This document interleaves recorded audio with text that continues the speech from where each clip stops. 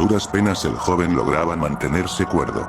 Tras aquel fatídico acontecimiento que liberó una cantidad de dopamina considerable, transmitiéndole un instante de placer tan extenso que parecían horas de satisfacción desmedida.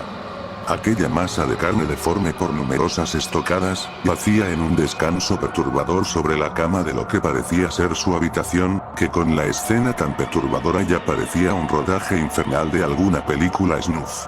El chico continuaba jadeando. De su frente no caía más que sudor y restos de sangre impregnados en su rostro, que no era más que el testigo de aquella escena. Él estaba temblando. No del miedo, sino de la emoción. De aquel joven sobresalía una maldad indescriptible, que a pesar de la poca claridad que había, esta era opacada inexplicablemente por un aura negra y repugnante que brotaba de él. Por razones obvias la habitación tenía un olor muy fuerte. Aquellos restos deformes despedían un olor desagradable peor que la muerte. La sangre que yacía seca impregnada en las sábanas y adheridas al colchón, también tocaba el suelo, creando un charco pegajoso de color negro. Al igual que uno que otra sustancia visceral que había salpicado entre aquella riña. El cuerpo tenía la cabeza abierta en rodajas. La materia gris se salía lentamente del cascarón óseo y parecía que el forcejeo había sido tan brutal que una de las vértebras de su cuello, en lugar de estar desprendidas, estaba totalmente pulverizada. Sus ojos ya no estaban y la lengua, al igual que su abdomen, estaba abierta vulgarmente. En su mano derecha yacía un rosario. Tal vez buscando amparo y protección, con su señor en mente, esperando una respuesta que la salvara de aquel encuentro con la bestia. El chico no podía quitar su vista de aquel occiso. Cualquiera pensaría que siquiera una pizca de arrepentimiento podría estar molestando su alma. Sin embargo, aquella ánima que solía ser luz, ahora representaba el color del vacío. Este, bañado en sangre, se dirige al baño. Cada pisada del joven se sentía tan pesada que parecían pasar horas entre cada andanza. Al llegar al baño, sin fuerzas se desploma en el suelo. Con debilidad, se arrastra entre el piso de mármol y con esfuerzo se mete dentro de la tina de baño. Se queda viendo el techo y entre jadeos, descansa plácidamente, de aquella fiesta que tanto disfrutó.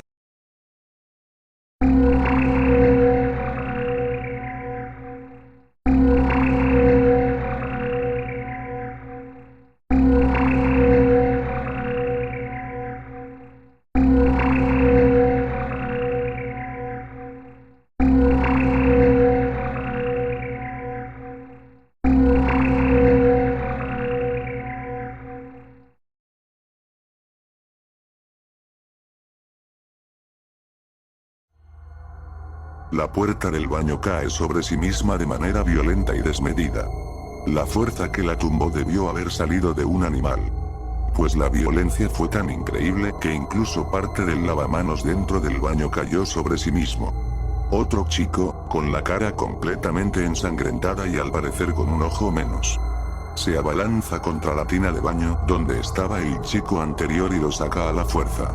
El chico, como un muerto, se mantenía inerte ante aquella sumisión. En eso el atacante lo toma de la cabeza y con una violenta embestida, toma la parte de arriba de su boca con una mano y con la otra jala fuertemente hacia abajo, destapando su cabeza de manera despiadada. Abriendo la mandíbula con sus propias manos, reventando y violando su cabeza de una manera tan desagradable que inexplicablemente su cuello quedó tan desfigurado que parecía haber sido decapitado a medias con un cuchillo sin filo. Lo más extraño de todo es que este no emitió sonido alguno. Se mantuvo sereno y sumiso como un muñeco de trapo carente de vida. En eso, el joven que había provocado aquel encuentro voltea su cabeza de manera violenta. Rayos de luces intermitentes apuntaban hacia su rostro, dejando ver en su cara un corte limpio en sus cachetes de ambos lados, buscando dibujar brutalmente una sonrisa forzada.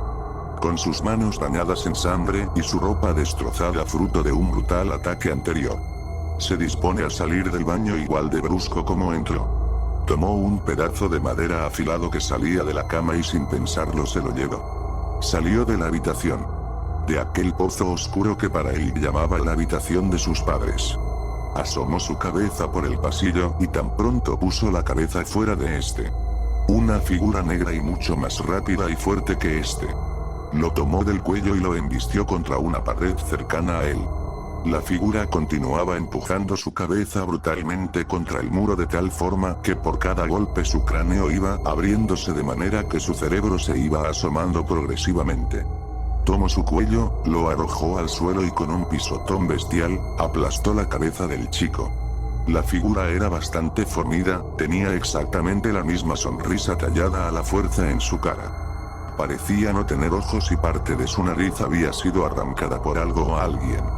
El hombre limpia su cara con una de sus manos y entre el pasillo negro comienza a desplazarse lentamente, ocultándose en las sombras.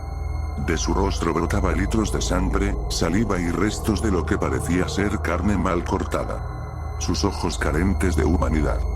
Conservaba aquel espejismo putrefacto que cegaría al más cuerdo. El sujeto continúa caminando por la casa hasta que llega a la cocina. Con jadeos busca por todos lados algo. Un objeto, quién sabe qué era lo que con tanta ansia anhelaba.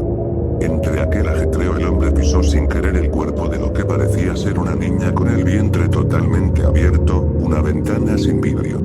Solo de carne, asomaba sus pequeños órganos al exterior. El hombre con aquel ajetreo continuaba buscando algo que no estaba claro. Revisó la cocina. Registró cada despensa, cada gaveta. Incluso manoteó el horno con agresividad, pues lo que estaba buscando no estaba ahí dentro. Siguió buscando, a pesar de que este no tenía ojos, podía verlo todo, podía ver y sentir cómo dentro de esa casa la oscuridad abundaba a niveles indescriptibles. El sujeto se hace paso entre aquella casa, desordenada y bañada en sangre.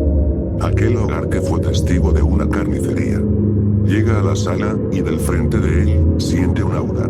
Una energía rojiza que brillaba con intensidad en las afueras de la casa. Por la ventana la luz carmesí entraba con fuerza y disipa aquella negrura interna de esa casa.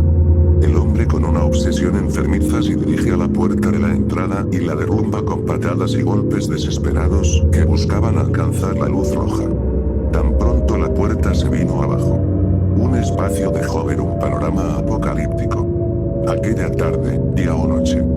Ya no estaba. La luz, roja como las entrañas, alumbraba todo. Y en el centro del vecindario parecía estar el núcleo de aquel brillo fugaz. El hombre comienza a correr fuera de casa.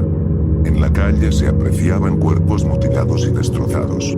Estaban disminuidos a restos de carne irreconocible, frutos de un mal colosal que parecía haber azotado aquel vecindario que parecía no tener nombre. Familias, niños y ancianos, totalmente mutilados y en sus caras tenían talladas las mismas sonrisas tan características. La calle, si bien se podía apreciar, una niebla negra opacaba la luz roja. Y esta se intensificaba en la dirección del núcleo de luz roja que se apreciaba desde lejos. El hombre se hacía paso. En aquella neblina negra se encontraban personas, cosas, criaturas corrompidas por algo que no está lo suficientemente claro. Por algo que tomó forma y decidió asentarse ahí mismo. Aquellas criaturas carecían de vello.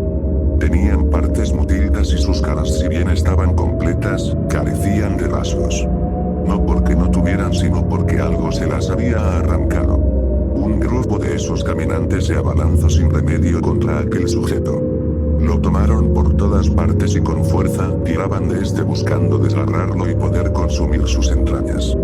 Fue ahí cuando el hombre, con las pocas fuerzas que le quedaban, apartó a uno de estos, y con golpes contundentes, derribaba uno a uno para posteriormente aplastar sus cráneos y seguir caminando.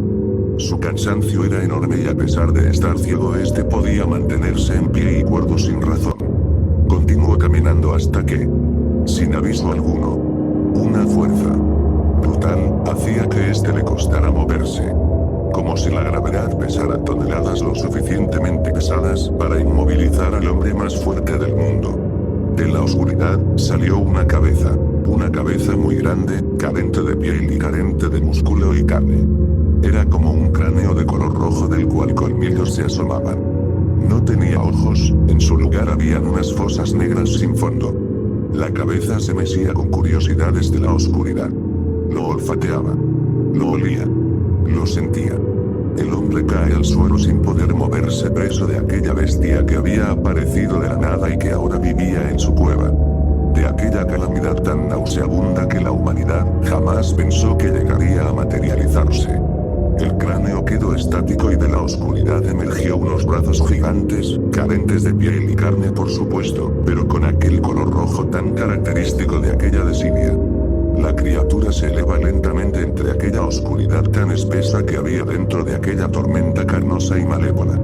De las fosas de la muerte y la perdición, llega la calamidad, la desidia y la perdición misma.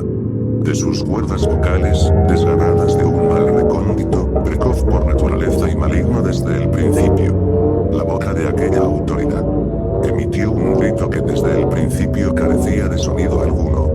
Poco a poco tomaba una melodía espantosa, borrosa y chirriante que iba escalando en tonos nauseabundos. Hay quien dice que se asemejaban a trompetas, pero los más cuerdos siempre dirán que era la canción del fin. El hombre es aplastado lentamente por una fuerza desconocida. La criatura, mientras grita, eleva una de sus manos para posteriormente meterla dentro de su propia boca. Entre las fauces solo podía sentirse la muerte y fue así. De su interior extrajo una hoja, roja como la sangre y palpitante como un corazón. La azota contra el suelo mientras gritaba desesperadamente. De la oscuridad se eleva su cuerpo para dejar ver una figura esquelética y colosal. Tenía alas. Unas 6 aproximadamente. Poseía 9 corazones en su pecho y de su pelvis colgaban unas ubres asquerosas que se mecían con el viento. Un torbellino de almas rojas comenzaron a volar alrededor de ella. Continuaba gritando. Y la oscuridad crecía y crecía. La luz roja pintaba el cielo y los alrededores, pero la oscuridad continuaba ahí. En grandes cantidades.